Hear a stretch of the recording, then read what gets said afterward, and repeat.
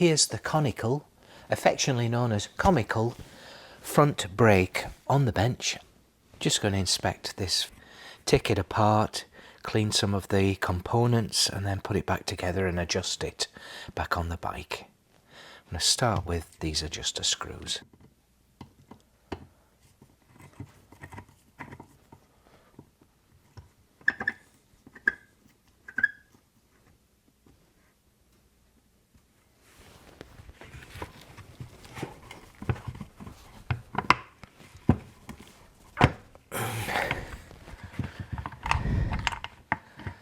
Ooh. That was tight.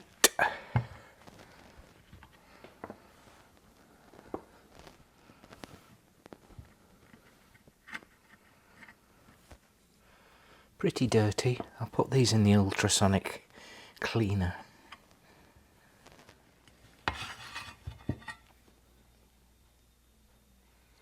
You have to grease these afterwards as well.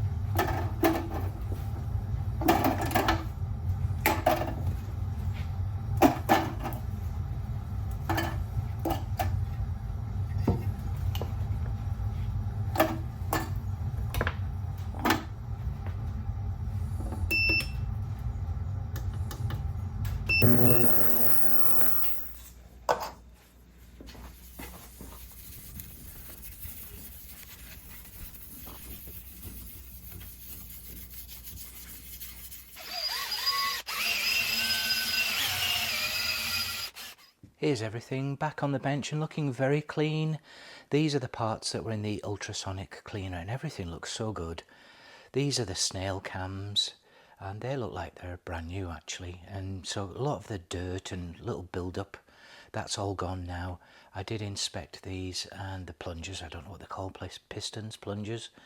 The O-rings look okay, I may change those in the future. Everything else is fine. The main plate also looks great as well, and you may have seen I went inside these bores. I've also give it a bit of a polish, but inside those bores look nice and clean, and I haven't forgot I do need to put grease on those parts there. And so that's it. The shoes look okay, they look like they've got a decent amount of wear left, so I'll just put these back on for now. Of course I have to adjust the brake once it goes back on the bike, and then we'll see how it all works out.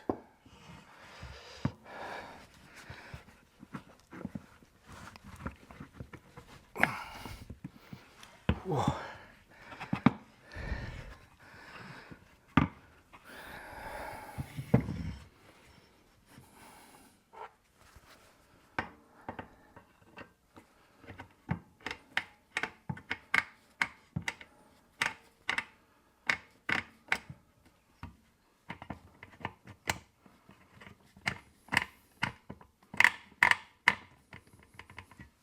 That's the brake assembly put back together again, and it was not easy. I struggled quite a bit actually to get the shoes back in situ, but finally did it. And they'll need to adjust of course as they sit in the drum. But I did give these little pistons and the cams just a grease, so these are working very nicely now. So if we twist that, lovely and smooth.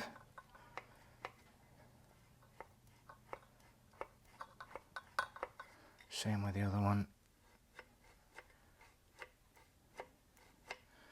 The adjusters are back to the basic flat settings as well here, so that they can be adjusted once they're on the bike.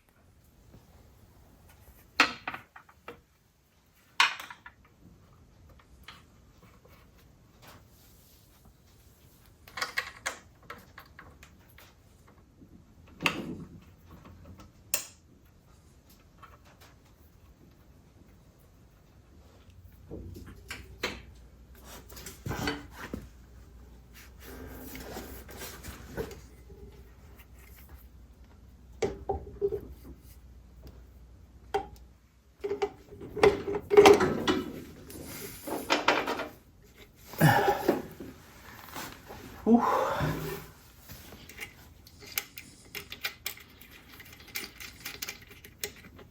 Okay, the next job is to adjust the brakes.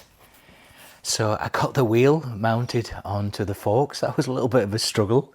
The mudguard is loosely fitted, and the reason for that is I'm going to be adjusting the handlebars later, and I want everything to be somewhat reasonably loose. So this is the inspection hole here.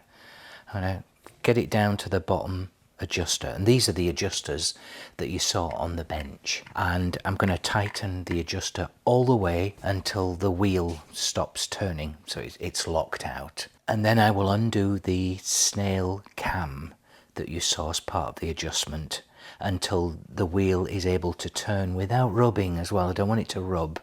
I do appreciate that it'll bed in a little bit, but I can adjust it again later. And then repeat that on the other adjuster. And there it is, right there. And so I'm going to tighten that up, that snail cam, until it completely locks the wheel. And then back it off one notch, if you like, at a time.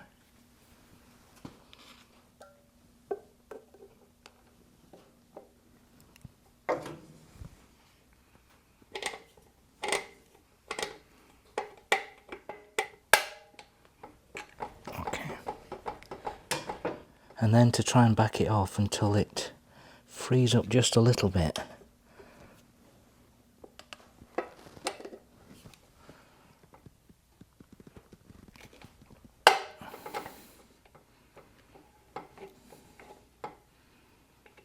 One.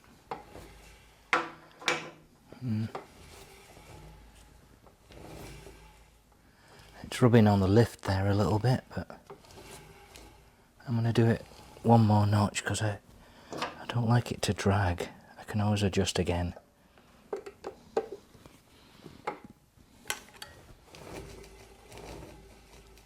Yeah, I'll leave it at that one for that. And then there's the top one. So I'll repeat the same here.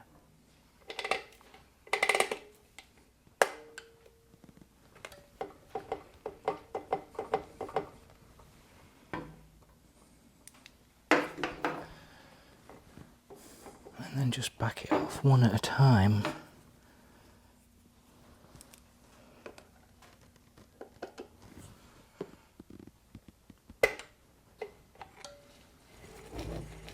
Yeah, that's way too free.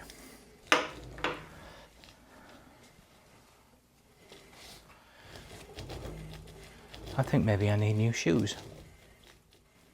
Okay, well, we'll adjust the brakes for now. See if it makes a difference. Okay, now to fit the front brake cable. A couple of trunnions. This one here, the larger end goes this side so that this can fit in it. Like that. So that goes in first of all.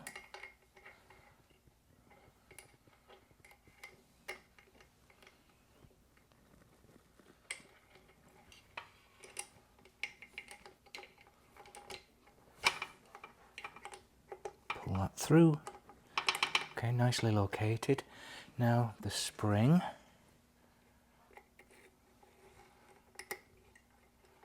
And then this piece here at the other side. This one's a little tricky because there's a washer on both sides of this trunnion here, and the wide bit goes this way because this nipple actually goes into it like that and holds it here in this arm. Let's get it started first of all.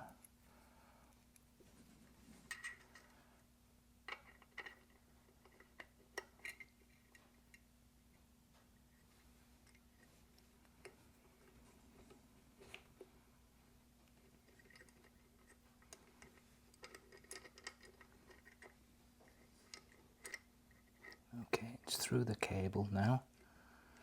Now I just need to put the other washer on the other side and then push it through finally.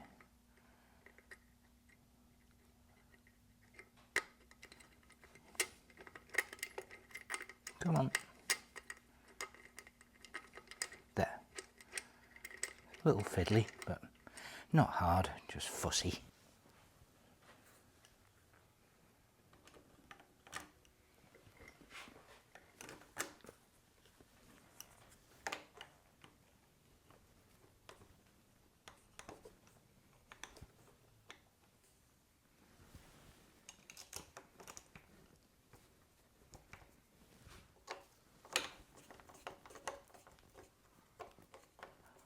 Leave it like that for now.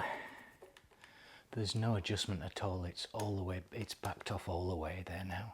So I'm just going to spin the wheel and grab a handful.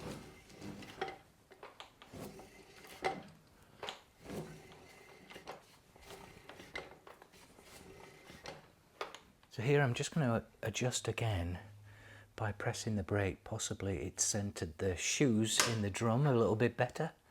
So start with the bottom one first and try and adjust that one.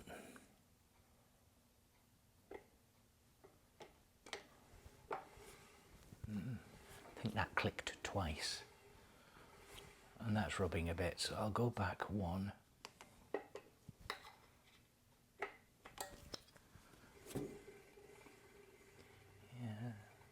I think that's the same as what it was before. Let's try this one though. This wasn't as good. Okay. Oh no. Okay, I guess that's it then. That's as adjusted as much as I can get it at the moment. So I'll back that off one notch.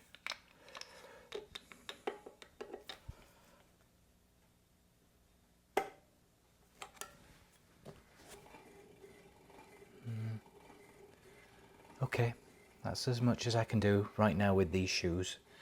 And now I will adjust at the handlebar lever. We're getting close, we're nearly there. There's a lot of slack, a lot of play there, right? But the adjuster's all the way in. So let's screw it out a little bit. I think that'll be fine for now. I'll do this again after I've done a road test. The next job will be to tighten up the wheel using these nuts and bolts here at the bottom of the fork caps. I'm going to spin the wheel and quickly apply the brake, which should hopefully center the shoes within the drum, and then I'm going to clamp the lever up at the handlebar just with a couple of cable ties and then start tightening these up so that everything should be nice and aligned correctly.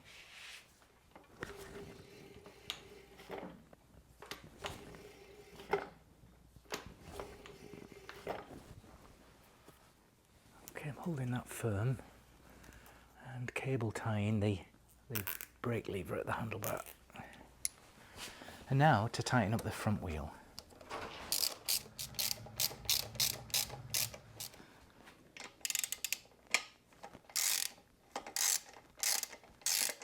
And then just to snip the cable tie to release the brake.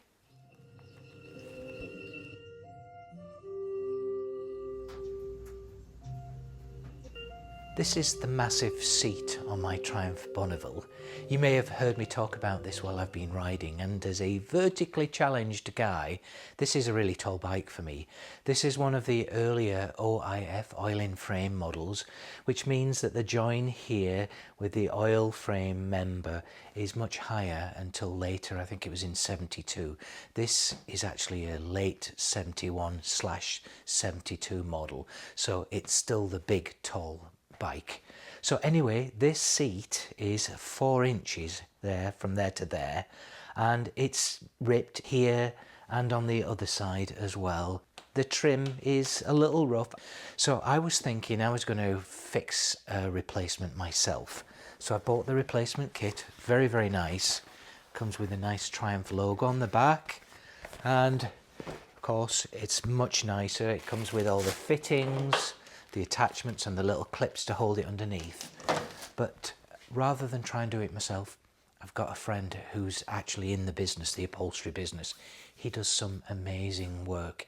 In fact, he made that red seat for my Manxman a couple of years ago, and I'm very, very happy with that. So I'm going to take this to him. His name is Shelby, and also while I'm at it, I'm going to take this one. This is the seat that weighs, what, 20 pounds off the Vincent. Again, this has got a gash there, it's a cut there as well. I don't know what's going on there, maybe some armor all or shiny polish, but I'm slipping off this seat unless I'm wearing my leather pants, and it's very uncomfortable. So again, I'm going to take this to him to see if he can recover it for me. I do have a recover top and also the foam as well that I'm hoping he can reuse. Can you believe it, guys? This is actually a factory piece.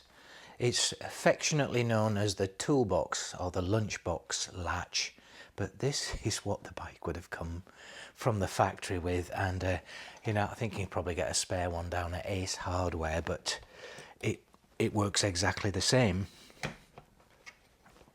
as a school lunchbox that you can get into, hopefully.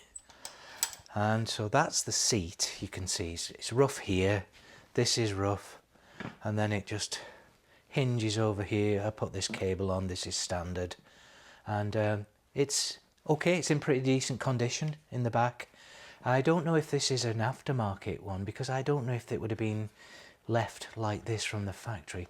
I suspect this is an aftermarket cover. What I'm going to do, I'm going to take this all off and then take this over to Shelby. And these are 7/16 standard.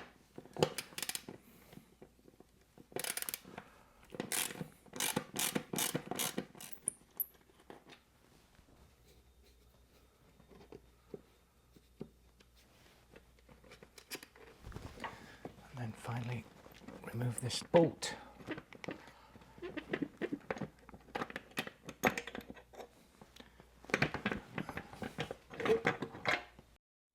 Here's the seat on the bench, a bench seat, and as you can see, it's a little rough and ropey around these edges, and that there,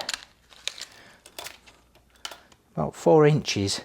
I suppose the challenge will be here that I think that's about 2 inches, so we'll need to maintain that. Yeah, but yeah, two and a quarter, something like that. So that will be interesting to see how that works out. I think also the new cover has a slightly narrower nose, which again will help for riding. And oh, I guess it's just, that just fits underneath and gets upholstered underneath. Okay, great. And then on the other side, I'm just going to remove these rubber mounts, just so there's nothing getting in the way of the upholstery work. I'm not even sure what this foam looks like underneath. It might be a real mess. And then I will take these off as well, this bracket.